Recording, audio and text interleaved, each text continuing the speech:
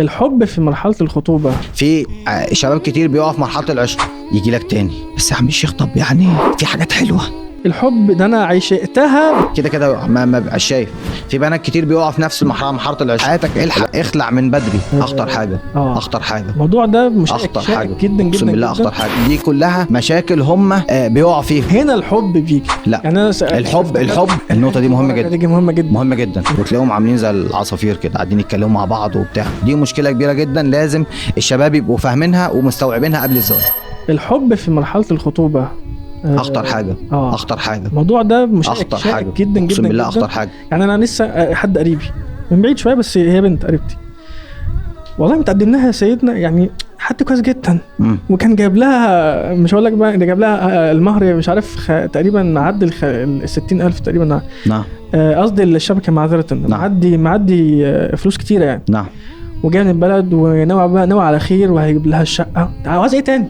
عاوز ايه تاني؟ نعم. بعد فتره بعد يطلع الواتس، انا مش حاسس من قبلك باي حاجه، مش حاسس ان انا بحبك، مش عارف ايه، شكرا. ما هي هو فكره ان انت تبقى خاطب واحده وعارف ان الخطوبه دي وعد بالزواج وتبدا تحبها، ما هي دي فكره خطا اصلا. انت ما يجوز لك تعلق قلبك بواحده ما تحلش ليك. هي لسه ما حلتش ليك عشان تقعد عايش معاها علاقه حب والكلام ده. وبعدين الحب يجيب لنا تجاوزات. الحب يجيب تجاوزات.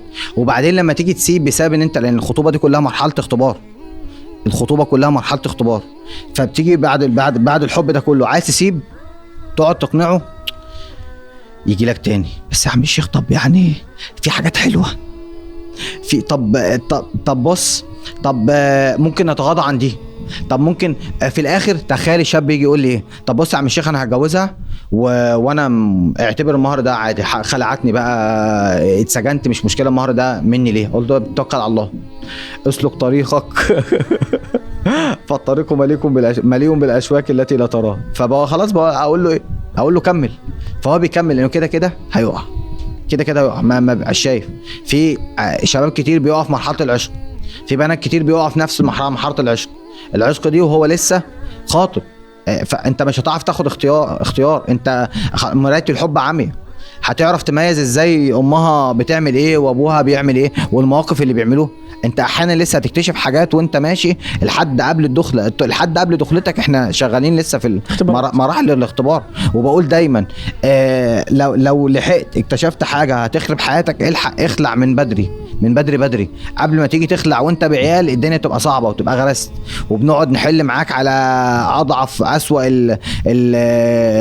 يعني اقل الاضرار والكلام ده كله. دي كلها مشاكل هم بيقعوا فيها. ولما بيقعوا فيها انا نفسي احيانا بعض الشباب ما بقاش عارفه اطلعه منها ازاي. يعني هو جاي لي، هو محكوم عليه بالسجن مثلا، يعني هو عشان يجي لي يقول انا هربان من الكمائن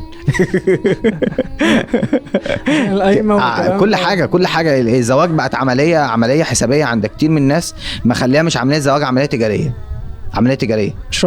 مشروع استثماري للاسف الشديد. ودي مشكله كبيره جدا عند الاهالي. يعني نسال رب العالمين ان ننجي مصر كلها والمسلمين كلهم من الطين اللي احنا بقينا واقعين فيه. والله يبقى الحب مش عامل اساسي ان انا ابني عليه. لا يعني أنا الحب هيلغي من دماغك اللي انت اصلا المفروض تبني عليه. بالظبط. هيغيب عن دماغك اللي انت هتبني عليه. انت لو شفت اي مشكله بعد ما حبيت البنت مش هتشوفها، مش هتشوف المشكله بسبب الحب. انت هتشوف امها اللي هي قاعده تدي اتفاقات من ورا الستاره دي، ان دي عامل مساعد للاب وما شاء الله عليها. الست بتساعد الاب وما شاء الله. انا كنت من نفسي من زمان ادخل بيت الست تدي مشوره للراجل كده. وهتشوف ابوها اللي مالوش كلمه تقول ما شاء الله الراجل ديمقراطي، يعني الراجل طيب. انا كان نفسي من زمان ادخل بيت ناس طيبين زي ده. وهتشوف ابن خالتها اللي بيسلم عليها وياخدها بالحضن، ان ده صله رحم. بس هفهمها بعدين. هتلاقي الاخ بيتغاضى عن كل شيء بسبب انه علق قلبه بواحده. ما تعلق لا الاخت تعلق قلبها بالاخ اللي رايح انت لسه ما تعرفيش منه حاجه، ولا الاخ يعلق قلبه بالاخت اللي هم لسه رايحين. دي مشكله كبيره جدا، لازم الشباب يبقوا فاهمينها ومستوعبينها قبل الزواج. نركز في الاهم.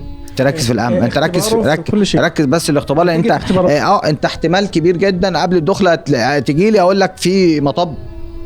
اهرب في مطب. الحق قبل ما تجيلي بعدها بسنتين معاك عيل ولا عيلين ومش عارف اطلعك من الغرزه اللي انت بقيت فيها. امر مهم جدا. سيدنا عمر الخطاب تقريبا قال جمله كده لما الست جت بتقول له بتشتكي ان هو ما بتحبوش، فقال لها جمله اللي هي انما يبكي على حب النساء، او لا تبنى البيوت على الحب. لا تبنى على الحب، انما تبنى على العشره. يعني حتى نعم. لو كده ما تقوليش نعم. ده انتوا الحب هيجي بعدين في منكم انتوا الاثنين في حياه الزوجيه. نعم. لما تلاقي انت فاهمها وهي فاهماك، انت بتقدرها هي بتقدرك، انت بتهتم بيها هي بتهتم نعم. بيك، هنا الحب بيجي. نعم. والله احسن اكتر من ناس، اكتر من اولياء امور، ناس متزوجين ومعاهم عيال قالوا لي النقطه دي، مساله ان هو يا ابني انتوا كشباب حب ومش حب، يا ابني احنا الحب ده انا عشقتها بعد الزواج. نعم. نعم. وخلي بالك من حاجه، كل المخالفات اللي بتحصل في مرحله الخطوبه الشرعيه لا يستمتع بها الشاب او الفتاه بعد الزواج.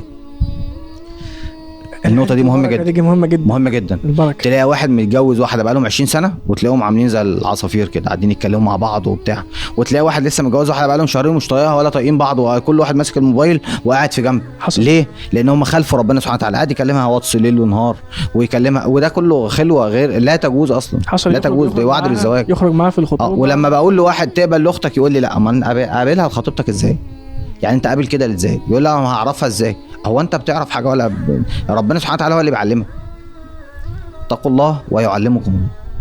بس موضوع كله اقسم بالله موضوع تقوى، لا سلاسل ولا دورات ولا اي حاجه، كل موضوع تقوى. كل دي عوامل جانبيه بس عشان تفهمك اتجاه التقوى يروح فين. مساله مهمه جدا بقى، مساله القوامه. نعم. يعني ايه القوامه؟